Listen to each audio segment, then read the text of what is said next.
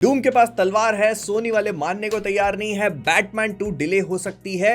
एक एक करके सब चीजों पे बात करते हैं। शुरू कर लेते हैं बैटमैन 2 के साथ में ही। बैटमैन 2 जो अगले साल रिलीज होने के लिए तैयार है वो मे भी डिले हो सकती है। इस बात का फिलहाल कोई कंफर्मेशन नहीं है, लेकिन ऐसा कहा जा रहा है कि इसकी फिल्मिंग जो शुरू हो जानी चाहिए थी वो अभी तक हुई नहीं। I mean, इसका प्री प्रोडक्शन वगैरह भी स्टार्ट होना था एंड फिर इसकी जो मेन प्रिंसिपल फोटोग्राफी है वो अप्रैल के आसपास शुरू होती है, लेकिन उसको डिले करके अब मई में कर दिया गया है। इसके पीछे क्या रीजन है इसकी कोई क्लैरिटी नहीं है, लेकिन क्लैरिटी है इसके नाम को लेकर। इसका वर्किंग टाइटल है vengeance 2 and in case you guys are thinking कि ये लोग धुरंधर वाले रास्ते पे चल के पार्ट 2 का नाम रिवेंज जैसे रखा उन्होंने वेंजेंस रख देंगे, तो नहीं।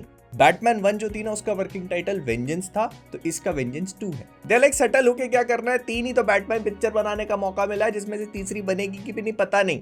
डायलॉग बोल रहा है वही नाम रखो। फिर मैंडलोरियन एंड ग्रोगू जो मूवी आ रही है उसका एक नया ट्रेलर रिलीज कर दिया गया जो कि देखने में काफी मजेदार था, और इसमें मैंडो का पता नहीं कौन सी बार हेलमेट उतर रहा है।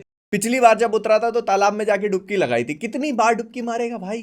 थॉर प्ले करने वाले क्रिस हेम्सवर्थ का कहना है कि एवेंजर्स डूम्सडे के बाद भी हम लोग थॉर को देखेंगे a couple of times more, उनके खुद के शब्दों में। और ना कहते हैं कि इनके पास थॉर के साथ कुछ यूनिक करने का आइडिया है। कोई इनको याद दिलाओ कि पिछली बार जब थॉर के साथ कुछ यूनिक किया गया था तो इन भाई साहब का करियर खत्म होते होते बचा है। और इससे याद है कि तुमको पॉकेट ब्रोकर के बारे में तो याद होगा ही। ये एक ऑनलाइन ट्रेडिंग प्लेटफॉर्म है जहां पर यूजर्स मार्केट को समझने और ट्रेडिंग टूल्स को एक्सप्लोर कर सकते हैं। तो इसी का एक और नया फीचर है अल्ट्रा ट्रेड। अल्ट्रा ट्रेड एक रिस्क मैनेजमेंट टूल है जो कि पोटेंशियल लॉस को लिमिट करने में हेल्प करता है अगर मार्केट प्रेडिक्शन एक्सपेक्टेड डायरेक्शन में ना जाए तो। अगर ट्रेड सक्सेसफुल होता है तो प्लेटफॉर्म रूल्स के अकॉर्डिंग प्रॉफिट मिलेगा ही, लेकिन इस फीचर के लिए प्लेटफॉर्म मार्केट प्लेस के अवेलेबल जेम्स में जाकर के एक्सेस कर सकते हो। और ऐसे टूल्स ट्रेडिंग डिसीजंस को मैनेज करने में हेल्पफुल हो सकते हैं, लेकिन मार्केट रिस्क हमेशा रहता है। और अगर तुम प्लेटफॉर्म को एक्सेस करना चाहते हो तो पॉकेट ब्रोकर का रजिस्ट्रेशन प्रोसेस काफी सिंपल है। ईमेल, गूगल या फेसबुक के थ्रू तुम इसको एक्सेस कर सकते हो। और अगर साइन अप करते टाइम तुम मेरा ये वाला कोड यूज करोगे तो तुमको पहले डिपॉजिट पे कुछ साइन अप बोनस भी मिलेगा। डिपॉजिट और विड्रॉल के लिए मल्टीपल ऑप्शंस जैसे कि crypto, bank transfer, e wallets जैसे ऑप्शंस अवेलेबल हैं। प्लेटफॉर्म 24/7 सपोर्ट और 130 प्लस इंडाइसेस प्रोवाइड करता है, जिसमें करेंसी पेयर, स्टॉक्स, इंडाइसेस और क्रिप्टो भी शामिल है। तो पॉकेट ब्रोकर की लिंक डिस्क्रिप्शन में है। और हाँ, साइन अप करते टाइम मेरा ये वाला कोड यूज करना मत भूलना साइन अप बोनस के लिए। लेकिन हाँ, ट्रेडिंग स्टार्ट करने से पहले अपनी खुद की रिसर्च जरूर करना और उतना ही इन्वेस्ट करना जितना तुम खुद मैनेज कर सकते हो। फिर ना सेबेस्टियन स्टैन जो बकी का रोल प्ले करते हैं उनसे पूछा गया कि भाई आप तो प्रोजेक्ट पे प्रोजेक्ट साइन करते जा रहे हो, जिस टाइम पे आपको सीक्रेट वॉर्स की शूटिंग करनी है तो क्या सीक्रेट वॉर्स में नहीं हो क्या? तो ने कहा देखो, I had a very good time working with RDJ और वो बहुत ही बढ़िया एक्टर है, और मेरे कैरेक्टर के साथ जो कुछ भी होना है उसका जवाब आपको डूम्सडे के एंड में मिल जाए। भाई यार, छुपानी होती है सब चीजें, छुपाने की होती हैं।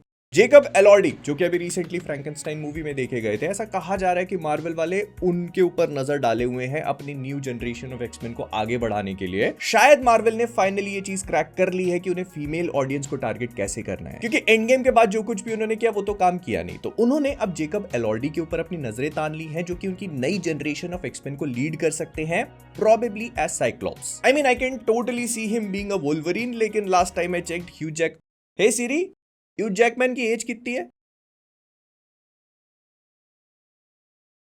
वो भी नहीं बता पा रही, 90 का तो नहीं हुआ वो। डेयरडेविल बॉर्न अगेन का सीजन 2 अभी ना आया हो, लेकिन सीजन 3 को लेकर खबरें मिलनी शुरू हो चुकी हैं, क्योंकि डारियस कार्डपेन जो इसके शो रनर है उन्होंने कहा कि सीजन 3 में वो लोग फाइनली फिस्क और उसका जो पूरा पॉलिटिकल सिनेरियो है उससे मूव ऑन कर पाएंगे। मतलब सीजन 2 में उसका खत्म हो जाएगा, खात्मा हो जाएगा उस कहानी का। मतलब मरेगा नहीं वो, वो उसकी कहानी कंप्लीट होने वाली है। ये जो पूरा एंटी विजिलेंटी टास्क फोर्स है ना वो। और सीजन 3 में ये लोग जो फ्रैंक मिलर वाला एरा है उसको फॉलो करेंगे, क्योंकि वो स्ट्रीट लेवल जाना पसंद करते हैं चीजों के साथ। थोड़ा गलत हो गया, लेकिन मतलब you know what I mean, actually you don't. तो मैं क्या बोल रहा था, हाँ, तो सीजन 3 की फिल्मिंग ये लोग शुरू करने वाले हैं, और ऐसा इसीलिए क्योंकि अगर उनको अगले साल रिलीज करना है तो उनको इस टाइम पे फिल्मिंग स्टार्ट कर देनी चाहिए। प्रोबेबली 8-9-10 एपिसोड्स का होगा, भी क्लैरिटी नहीं है इस चीज पे। और ऐसा कहा जा रहा है कि ये शायद मल्टीवर्सल एलिमेंट्स को भी इनकॉर्पोरेट करेगा, क्योंकि डूम्सडे हो चुकी होगी, सीक्रेट वॉर्स के बीच में आएगा, तो ऐसा बोला जा रहा है। Although I seriously doubt this will happen, but फिर भी जो है वो बता दे रहा हूं। फिर पनिशर जो है फाइनली अपने कॉमिक बुक वाले वॉर मशीन सूट में देखने को मिल सकता है। If you don't know, I am so sorry for this, लेकिन कॉमिक बुक्स में एक बहुत ही एपिक है चीज जब पनिशर वॉर मशीन का सूट वगैरह पहनता है। It's like you have to be there, you can not miss it, it's absolutely beautiful. और वो आई जस्ट होप कि ब्रांड न्यू डे में उसकी हल्की फुल्की टीज दी जाए, ऐसी वाली नहीं।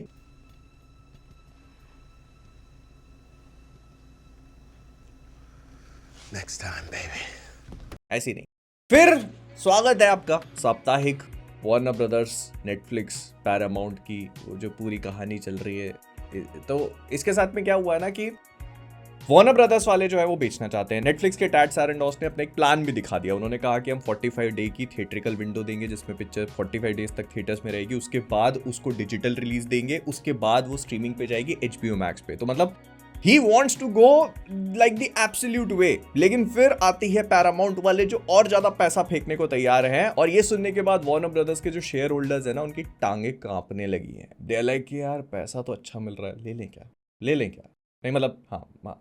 तो अगर ये होना है तो हमें एक हफ्ते के अंदर पता चल जाएगा कि what is actually going to happen, because Paramount ने ये चीज प्रॉमिस करी है कि अगर इनकी डील होती है तो 2026 तक वो इस पूरी चीज को कंप्लीट कर लेंगे। अगर नहीं हुआ तो जो शेयर होल्डर्स है उनको 650 मिलियन दिए जाएंगे। सो आई गेस टाइम के साथ पता चल ही जाएगा कि हॉगवर्ट्स में वेकना देखने को मिलेगा या Ninja turtles.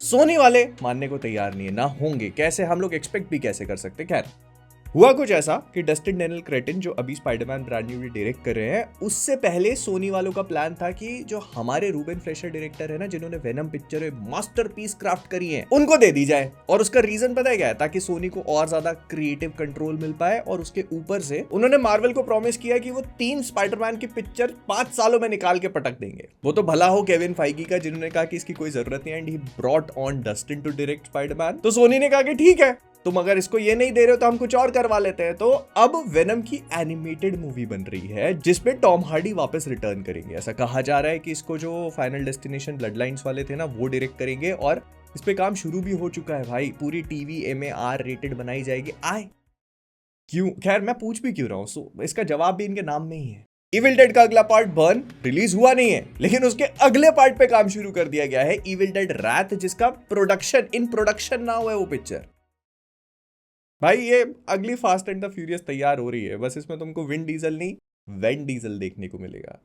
You know, burn diesel when, Sunil Pal joke हो गया बट ठीक है। फिर केविन फाइगी जो है उन्होंने अपनी सारी रिस्पॉन्सिबिलिटीज इधर उधर बांट दी हैं और सिर्फ एवेंजर्स के ऊपर फोकस करना चाहते हैं राइट नाउ। उनका पूरा ध्यान जो है डूम्सडे के ऊपर है, उसके बाद सीक्रेट वॉर्स और उसका पार्ट 2 होपफुली अगर होता है तो।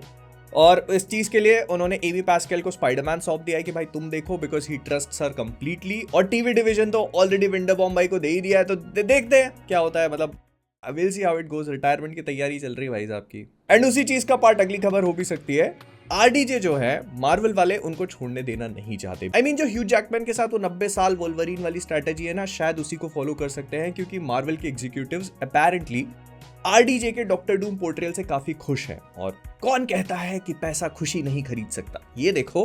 बिकॉज अगर ऐसा हो जाता है ना तो RDJ दुनिया का सबसे अमीर इंसान बन जाएगा इससे पहले कि इलॉन मस्क अपना नाम टेस्ला पे गुदवा सके। फिर सुपरगर्ल में सुपरमैन का कैमियो हो सकता है, मतलब इसमें कोई रॉकेट साइंस नहीं है। Why would they want to miss out on it? तो इसके 2 पॉसिबिलिटीज हैं। पहला तो ये कि वो जो सिबलिंग वाला आपस में बैंटर है उसी को कंटिन्यू करेंगे जो हमने सुपरमैन में देखी थी, या दूसरी पॉसिबिलिटी है सुपरमैन मैन ऑफ टुमारो जो आने वाली मूवी है उसका एक हल्का फुल्का टीजर दिखाया जा सकता है। I mean I will take both. मैं होता तो दोनों में दिखा दो भाई। लोकी प्ले करने वाले टॉम हिडलस्टन का ही कहना पड़ रहा है कि मार्वल डूम्सडे का सेट इतना ग्लोरियस था ना कि मतलब उनको समझ में ही नहीं आया। एक पिक्चर इधर शूट हो रही है, दूसरी पिक्चर उधर शूट हो रही है, एक पिक्चर के ही सीन है, दूसरी पिक्चर किसी को खबर ही नहीं है कि वो डूम्सडे फिल्म कर रहे हैं कि सीक्रेट वॉर्स। यही तो मजा है मार्वल का। डैनियल रेडक्लिफ का कहना है कि जो बच्चे हैरी पॉटर के शो में उनके रोल्स प्ले कर रहे हैं उनको प्लीज प्रेशराइज ना किया जाए, उनको अपना काम करने दिया जाए और हम लोगों से कंपैरिजन ना करें। आपसे तो कंपैरिजन वैसे भी नहीं होगा, स्पेशली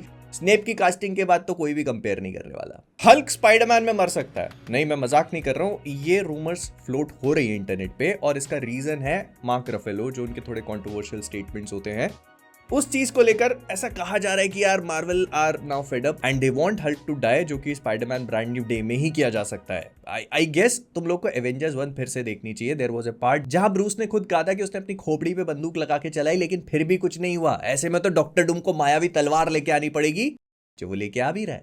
ऐसा कहा जा रहा है कि एवेंजर्स डूम्सडे में डॉक्टर डूम के पास एक तलवार और एक शील्ड होगी जो कि लैटवेरियन मैजिक से पावर्ड होगी। मतलब उसकी शील्ड जो it will be extremely difficult to break, कुछ कैप्टन अमेरिका की शील्ड की तरह, मे बी उससे भी ज्यादा शक्तिशाली। अगर इनको एनिमे रास्ते पे जाना है तो उसका मतलब यही है कि प्रोटैगनिस्ट से ज्यादा पावरफुल एंटागनिस्ट होगा। तो उसकी शील्ड और उसकी स्वॉर्ड अगर सच में होने वाली है तो इतनी शक्तिशाली होनी चाहिए कि तलवार तो कैप्टन अमेरिका की शील्ड को पाव की तरह काट दे।